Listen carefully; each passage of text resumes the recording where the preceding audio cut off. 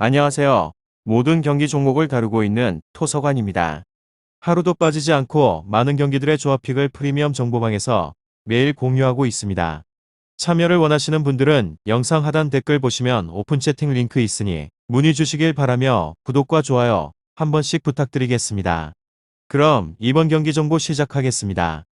네이메헌 고어헤드 축구와 관련하여서 네이메헌은 크로닝언을 제압을 하고 8강에 진출을 했습니다. 고어헤드는 헤렌벤전 승리로 8강에 나서는 것으로 네이메어는 어렵게 승격에 성공한 팀이지만 캄비르와 고어헤드 등 다른 승격팀 이상으로 안정적인 시즌을 보내고 있습니다.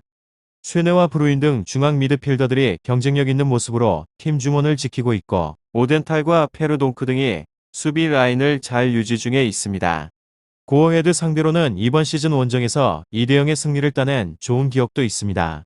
다음으로 고어헤드는 좋은 전반기를 보냈지만 후반기 성적이 신통치 않습니다. 하위권 팀인 발베이크와 헤라클레스 후로닝언 등을 상대로 한 리그 3경기에서 승점 1점에 그친 곳으로 팀의 에이스인 브로워스가 상대의 집중 견제, 경기력 저하를 겪고 있고 코르도바에 골도 나오지 않고 있습니다.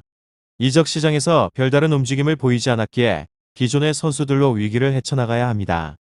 네이메헌, 고어헤드 이 두 곳에 있어서 두 팀 모두 공격적으로 골을 뽑기보다는 버티는데 강점이 있습니다. 선제골 허용에 대한 부담도 크기에 수비적인 경기 운영이 예상이 됩니다.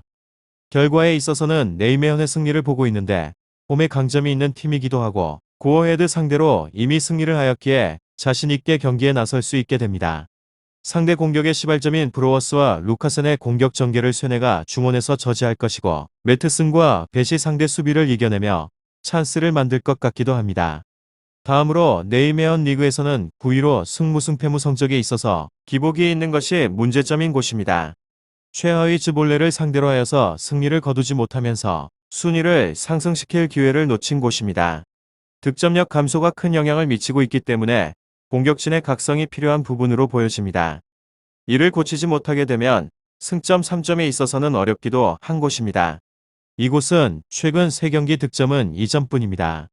그만큼 공격력에 있어서 문제가 많이 있는 곳으로 아크만의 부진이 심각한 편으로 6경기째 공격 포인트를 기록을 하지 못했습니다. 브루인의 짐이 한층 늘게 된 곳이기도 합니다. 상대의 수비가 약하다고 해도 깰창에 무디게 되면 아무런 소용이 없습니다.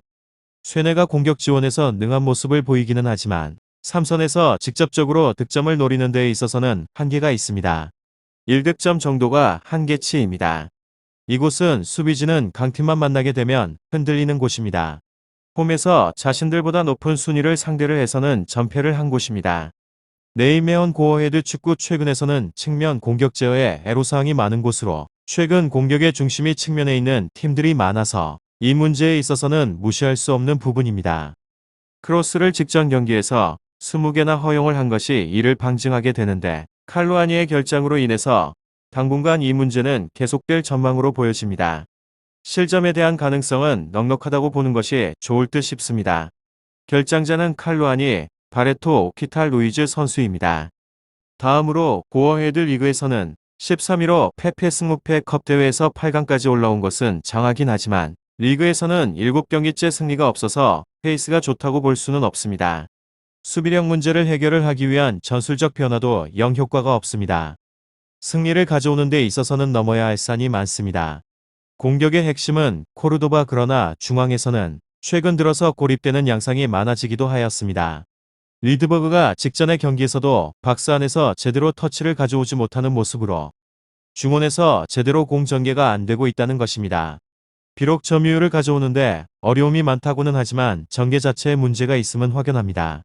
상대의 측면을 헤집어 놓을 수는 있어도 결국 공격은 중앙으로 들어와야 한다는 점을 감안한다면 고어헤드도 다득점은 힘이 듭니다. 네이메헌 고어헤드 턴오버가 매우 많은 곳으로 직전의 경기에 있어서 자기 진영에서 볼을 잃은 횟수가 12회에 달했습니다. 결국에는 압박 대처에 미흡한 모습을 보이고 있다는 것입니다. 자기 진영에서 공을 내주고 역습을 맞으면서 실점 확률을 높이고 있는 현상입니다. 이를 고치기 위해서 300을 사용을 하여서 수비 안정감을 더하려고 시도하기도 했으나 최근 5경기에서는 9실점으로 효과를 보고 있지 못합니다. 실점에 대한 가능성은 매우 높습니다. 결장자는 크로우셔 선수입니다. 다음으로 네이메언 최근 리그에서 좋았던 흐름이 직전 두 경기에서 승리를 하지 못하면서 다시 가라앉았습니다. 특히나 직전의 경기 최하위 즈볼레를 상대로 하여서 승리를 거두지 못한 점이 뼈아프기도 하였습니다. 최근에는 견고했던 수비진의 안정감이 떨어지는 곳으로 올 시즌에서는 유독 상위권 팀들을 만나면 수비진이 붕괴되는 모습을 보입니다.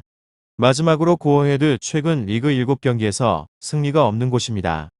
팀 에너지 레벨이 많이 떨어진 상황에 있어서 객관적 전력에서 열세를 보이는데 네이메온을 만납니다.